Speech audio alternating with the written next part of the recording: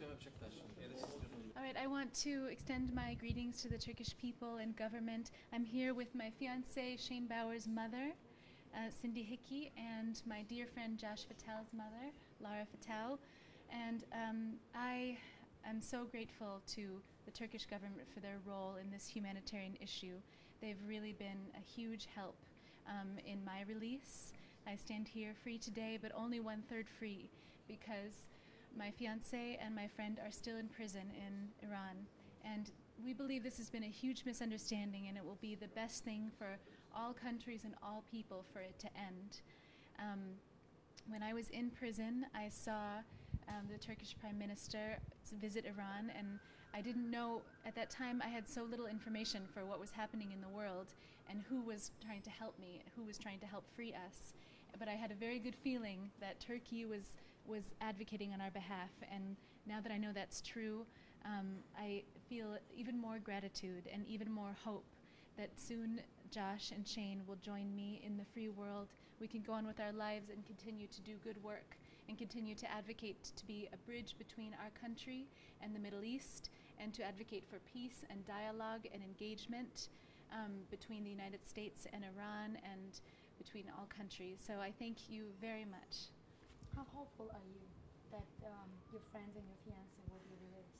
Well, you know, there's no assurances. I'm very concerned. I'm very worried. I have no access to them, so I don't know if they're okay. You know, I went from seeing them an hour today, and now it's just silence. And for me, their pain is invisible.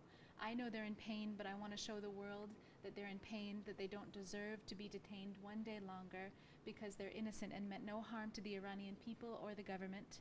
And so I can't be too hopeful, but of course I have to stay hopeful because I have to be determined. We have to keep going. We can't stop until this is finished. What exactly do you expect from the Turkish government to do? Like, what are your expectations? We just expect them to continue on the same track. They've been very helpful, and we've seen results. So we just need to double our efforts and continue on the same track. And continue the humanitarian effort.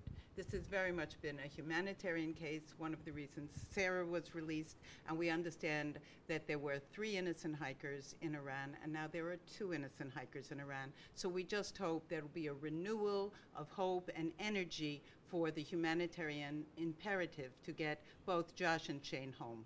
Any plans to go to Turkey? Of course, I've always wanted to. I was, you know, actually my fiance Shayne, his first country in the Middle East was Turkey. He was traveling when he was 18 in Europe. He ended up in Turkey and fell in love with the Middle East, and now he's been an international journalist focusing in the Middle East ever since then, for the last 8 years. And so I've always wanted to go to Turkey, and Josh was actually there before he came to visit us in Syria, so I think we should all be there together when all 3 of us are free. And maybe you can have your honeymoon in Turkey. It's a good idea. Exactly, I think we should have a global honeymoon. But you know, I also extended my invitation to the foreign minister to Shayne and my wedding, and inshallah that will happen very soon in San Francisco, and it would be wonderful to have the Turkish foreign minister there. So. Absolutely. Thank you. Thank you very much. Thank you. Good luck. Thank you. Thanks. Oh, very, very good. And there was a wonderful article you saw, Help Us, Prime Minister Erdogan